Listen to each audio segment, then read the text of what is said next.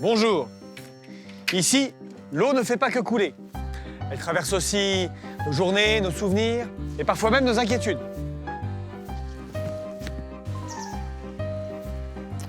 Chacun l'observe à sa manière. Certains avec des yeux d'enfant, les pieds nus dans l'eau. D'autres se demandent ce qu'elle devient lorsqu'elle gronde un peu trop fort. Et puis il y a les questions, franches, sincères, parfois avec un peu de confusion, mais toujours importantes. Aujourd'hui, je vais prendre le temps d'y répondre. Simplement, et avec ce que je sais, et un peu de clarté, pour qu'on comprenne ce que fait la rivière et ce que nous faisons avec elle.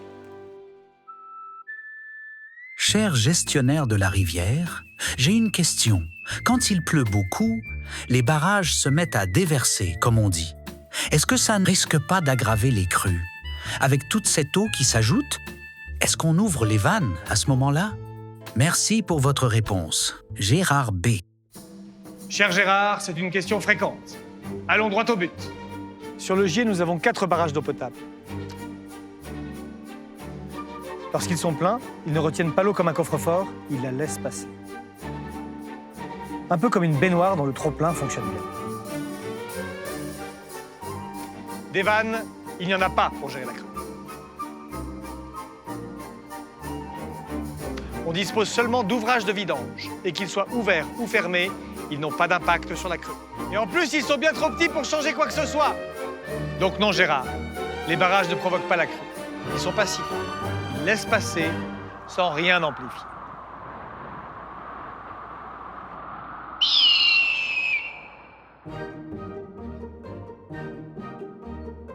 Bonjour, je m'appelle Élise, j'ai 10 ans. Avec mes parents, on se pose une question. Pourquoi on ne vide pas un peu les barrages quand on sait qu'il va pleuvoir? Comme ça, il y aurait plus de place pour l'eau et peut-être que la rivière ne déborderait pas. C'est peut-être une idée bête, mais je me demandais. Merci de me répondre. Élise M. Ton raisonnement est limpide, il va pleuvoir, il faut de la place. Donc on vide un peu les barrages. Logique, astucieux, très bien pensé. Mais voilà, les barrages du Pilat ne sont pas de simples cuvettes d'eau. Ce sont nos réservoirs de boissons. Ils donnent à boire à plus de 80 000 personnes. Chaque jour. Les vider juste au cas où serait un pari très risqué. Parce que si la pluie ne vient pas, plus d'eau, rien, nada. Et puis les crues ne préviennent pas. Elles n'ont ni montre ni politesse. Le 17 octobre 2024, alerte à 8h30. À 10h, la rivière déborde déjà. 1h30, pas plus. Pas le temps de réagir et encore moins de vider les barrages. Une crue ne vient pas d'un seul endroit. C'est un puzzle, un orchestre désaccordé. Les ruisseaux, les versants, les vallées, chacun joue sa propre note, sans chef ni mesure, et ensemble, ils font monter la rivière. Trop de pluie, à trop d'endroits en même temps. Voilà le vrai problème. Mesdames, messieurs de la gestion des rivières, lors de promenades dans d'autres régions, j'ai remarqué que certains barrages y étaient utilisés pour limiter les crues. Alors je me demande, ne pourrait-on pas ici aussi envisager de construire de nouveaux barrages, spécialement pensés pour cela? Je vous remercie de votre attention et vous adresse mes salutations les plus respectueuses. Solange D, jardinière amateur, amie de la rivière. Ma chère Solange, votre question est légitime et vous n'êtes pas la seule à vous la poser. Dans d'autres territoires, certains autres barrages ont été pensés pour retenir un peu l'eau lorsque celle-ci devient trop pressée. Mais ici, les choses sont bien différentes. D'abord parce que les vallées du Gier sont étroites. Très étroites. Pas de place pour construire un barrage assez grand pour vraiment retenir une crue. Par exemple, il faudrait construire un barrage de plus d'1,5 million de mètres cubes juste à l'entrée de Rive de Gier pour protéger la ville. Et là, il y a une gare, une autoroute, des entrepôts, une ville qui vit. Et puis il y a la pluie. Elle ne tombe jamais de façon régulière.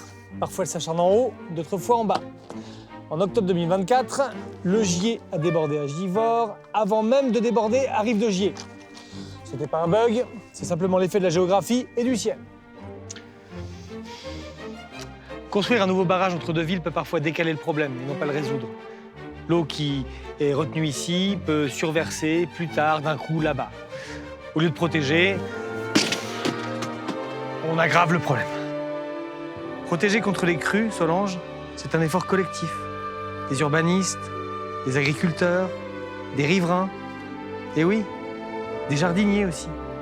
Et pour les gestionnaires de rivières, la meilleure solution, ce n'est pas de construire toujours plus de barrages, mais de redonner de la place aux cours d'eau.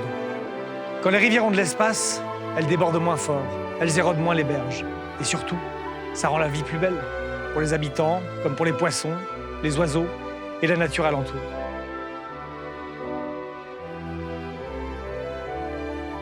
Partager, protéger, comprendre, c'est ça, vivre avec une rivière.